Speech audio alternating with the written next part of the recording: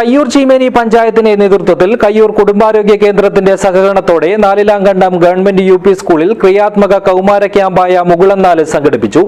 കാസർഗോഡ് വിദ്യാഭ്യാസ ഉപഡയറക്ടർ TV. Madhusoodanan camp ഉദ്ഘാടനം ചെയ്തു. ഉയർന്ന ഗുണനിലവാരം, തികഞ്ഞ വിശ്വസ്തത, ജനതാ പാൽ. കയ്യൂർ ചീമേനി ഗ്രാമപഞ്ചായത്തിന്റെ 2024-25 വാർഷിക പദ്ധതിയുടെ ഭാഗമായാണ് കയ്യൂർ കുടുംബാരോഗ്യ കേന്ദ്രത്തിന്റെ നേതൃത്വത്തിൽ നാലിലാംകണ്ടം യു.പി. സ്കൂളിൽ ക്രിയാത്മക കൗമാര ക്യാമ്പായ മുകുളം 4 സംഘടിപ്പിച്ചത്.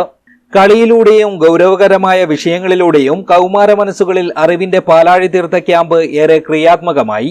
കാസർഗോഡ് വിദ്യാഭ്യാസ ഉപഡയറക്ടർ ടി.വി. മധുസൂദനൻ ക്യാമ്പ് ഉദ്ഘാടനം ചെയ്തു.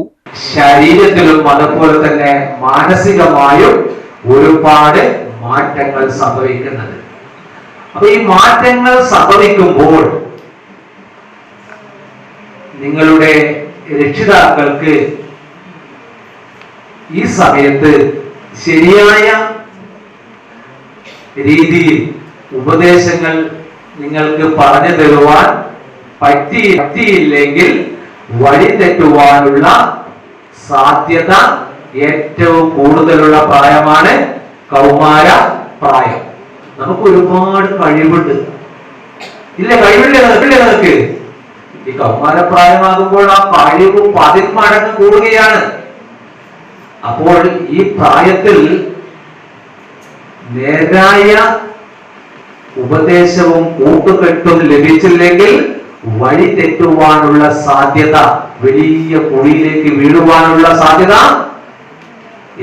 ഗ്രാമപഞ്ചായത്ത് ആരോഗ്യ വിദ്യാഭ്യാസ standing committee chairman P Sasidharan അധ്യക്ഷനായി. ചടങ്ങിൽ വെച്ച് സ്കൂളിലെ പൂർവ്വ വിദ്യാർത്ഥിനിയായ ധനലക്ഷ്മിയുടെ പറയട്ടെ കൗമാര രഹസ്യങ്ങൾ എന്ന പുസ്തകം പ്രകാശനം ചെയ്തു. Head mister CS Sasikala, junior public health nurse PK Suma, mother PTA vice president VP Nisha, staff secretary MA Radhamani തുടങ്ങിയവർ സംസാരിച്ചു.